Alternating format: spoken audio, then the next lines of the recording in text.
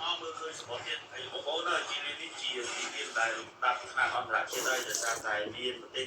ជិតខាងយើងពួកគាត់បានមកចូលរួមបណ្ដាំដែរមិនមែនតែបណ្ដាំក្នុងស្រុកទេអញ្ចឹងបានខ្ញុំហៅថាទីមានលំដាប់ថ្នាក់អន្តរជាតិហើយឡានតែបណ្ដាំនៅស្រុកយើង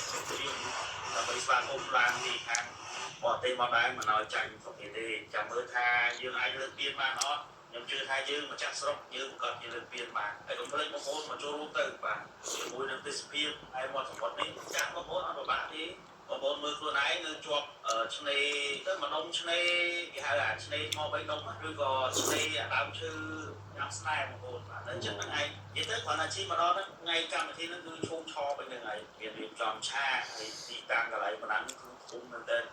ឧបសគ្គនឹងតែមានឡានកន្លងឡានហោះឡានហើរហើយបងប្អូនហើយនេះសិតតែឧបសគ្គពុំតែត្រៀមចំហើយមានតែចុះតែមានឡើងលើក្នុងអានេះចោតដែរខ្ញុំបានតែមើលតចោតខ្លាំងហើយ